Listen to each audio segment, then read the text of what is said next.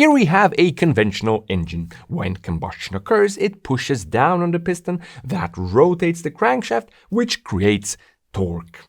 But of course, combustion isn't intelligent. It doesn't know where it would be best for it to direct its energy. Instead, it spreads and pushes in all directions equally.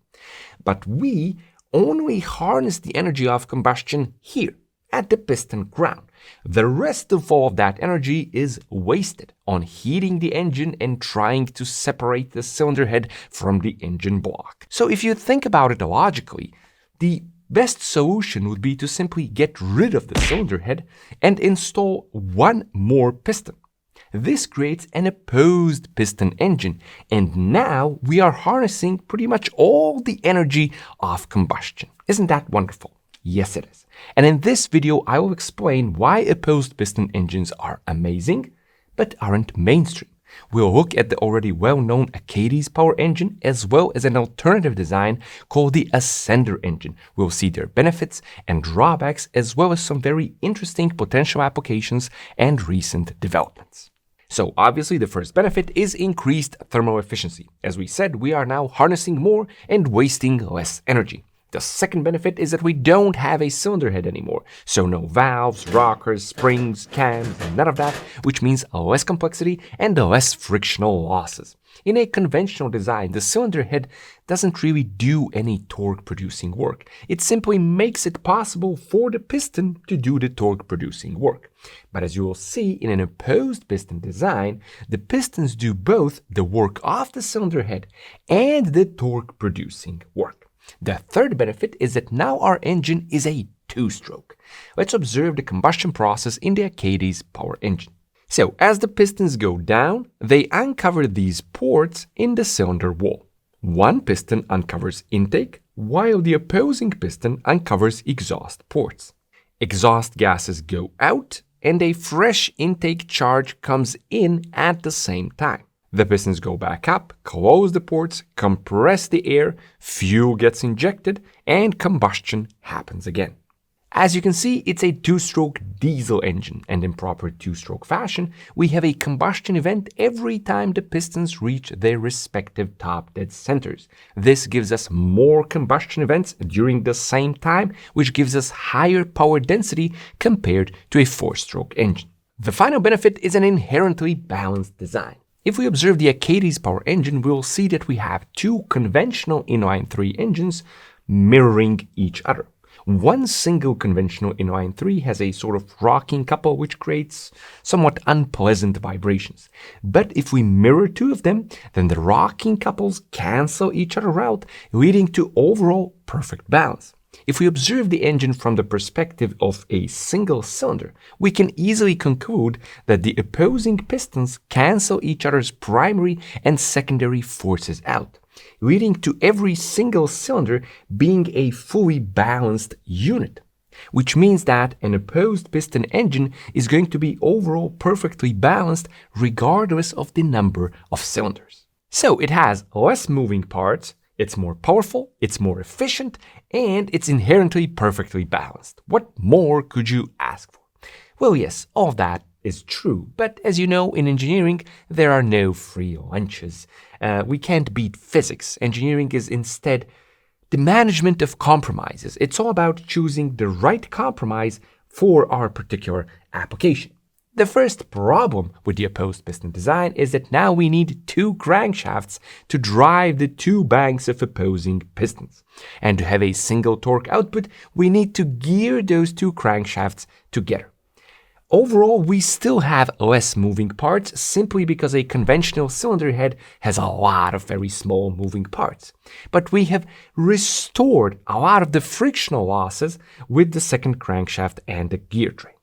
That being said, an opposed piston engine can be implemented with just one crankshaft, and that's exactly what the Asender engine does. It replaces the other crank and gear train with a set of rods and rocker arms. This, in theory, leads to slightly less friction, although the difference is likely negligible. The main benefit is a different packaging option. In the Achates engine, the two cranks and sumps at opposing engine ends create an extremely tall engine, which makes packaging the engine into more compact vehicles very difficult. Achates Power has successfully installed and ran a 2.7-liter version of their diesel engine in a Ford F-150 truck, but it's likely that any vehicle smaller than a full-size pickup truck might be problematic. Compared to this, the Asender engine takes away some of the engine height and converts it into width, leading to an overall more balanced package that might be suitable for a wider range of vehicles. Most opposed piston engine designs employ oil control rings at the bottom of the piston skirt. This ensures that the intake and exhaust ports are separated from crankcase oil. However, in a vertical design, when the engine is shut off, oil from the upper crankcase will inevitably drain down into the cylinder and accumulate behind the oil control ring pack. In theory, a properly designed oil ring should never be overwhelmed by this accumulated oil. But in practice, engines are exposed to a great number of variables, such as wear, temperature, overly long oil change intervals, and so on. The Asender engine has horizontal rather than vertical cylinders. This, of course, completely eliminates any potential issues with oil pooling behind oil control ring packs. The final benefit of the Asender is that the rocker mechanism results in an almost straight piston rod throughout the entire combustion cycle. This reduces piston side loading against the cylinder and should result in less wear and friction compared to the conventional crank and rod anatomy seen in the Achates engine. However, it must be noted that the Asender engine is really nothing revolutionary. Very similar rod and rocker designs have been proposed at least as far back as 1914. On top of this, currently, the Asender engine is just a bunch of CAD files in theory. It has far less industry backing and research behind it compared to the Achates Power engine. Speaking of oil control, that is probably the single greatest challenge for opposed piston engines. As we have seen, air comes in and exhaust goes out through ports in the cylinder wall. And ports in the cylinder wall are an interruption of oil film and ring sealing continuity, which means that potential problems with wear and/or emissions can arise. In practice, you usually have to compromise between the two, and achieving both reduced emissions and wear requires a highly engineered, very optimized oil control. It is not impossible, but it does need a lot of time and money. Something else that must be said is that getting rid of cylinder heads is both a benefit but also a drawback. And that's because we have spent the last century optimizing flow around valves and cam profiles and making variable valve timing and lift. So getting rid of the cylinder head in favor of a more primitive breathing solution isn't necessarily so advantageous, because modern cylinder heads are so highly developed that they are capable of providing engines with very good torque over a very broad RPM range, together with good responsiveness in almost all conditions. A more primitive breathing system, such as that through ports, relies on what is essentially 100% fixed valve timing.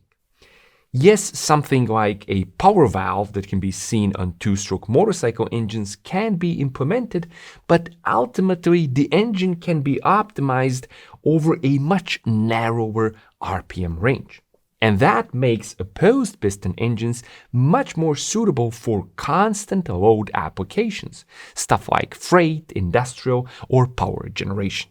The final major drawback is that opposed piston anatomies cannot function in naturally aspirated form. They need forced induction to breathe. If we observe the combustion cycle again, we can see that the exhaust ports open just a bit before the intake ports. This allows the hot and pressurized exhaust gases to start escaping the chamber on their own, which continues until chamber pressure more or less equals atmospheric pressure. Right around that time is when the intake ports get uncovered by the opposing piston. The problem is that the intake gases are also obviously at atmospheric pressure. In other words, we don't have the pressure difference necessary to pull the intake charge into the cylinder. There's no vacuum in the cylinder. So what we must do instead is use forced induction to pressurize the intake charge to a pressure higher than atmospheric. As such, it forces itself into the cylinder while at the same time pushing the remaining exhaust gases out. Although the necessity for forced induction might be presented as a drawback, it is largely an irrelevant drawback nowadays because today pretty much all diesel engines are turbocharged, especially those in trucks and industrial applications. The potential problem for an opposed piston engine is at a low RPM operation. This is where a turbo is usually incapable of producing sufficient boost, so for an opposed piston engine it might need to be electronically assisted or combined with a supercharger, which does increase complexity a bit. Overall, the increased engineering sophistication and cost is the main barrier against the mainstreaming of opposed piston engines. Nowadays, the same or even superior economy can be obtained more easily by hybridizing a car. But the real problem is that the car market is dominated by just a handful of brands. It is realistically an oligopoly with extremely high barriers for entry, and this creates massive inertia. Car makers need irrefutable proof that a non-conventional engine technology offers overwhelming benefits before they decide to risk investing millions in it. On top of this, they hate buying licenses because they negatively impact their return on investment. At the same time, most novel engine companies hope to do exactly that: sell a license. All that being said, opposed piston engines are not without a future. They offer the right compromises in commercial, industrial, and other applications where efficiency is more important than cost and complexity, and where engines are expected to last much longer. This is why Achates Power has been working with the US Army and Cummins for more than a decade and received a $40 million grant in order to further develop their 1,000 horsepower advanced combat engine, which is a key part of the Army's long-term modernization effort for armored vehicles. On top of this, Fairbanks Morse has signed a joint development and a licensing contract with Achates Power. And more recently, in 2025, General Atomics Aeronautical Systems acquired key Achates assets in order to use the engines in military drones. This absorption into a larger military contractor is a clear showcase of the value and high probability of application of this technology. So, there you have it. Opposed piston engines. You won't get them in your car, but they may well already be in your nearest war zone. As always, thanks a lot for watching. I'll be seeing you soon with more fun and useful stuff on the D4A channel.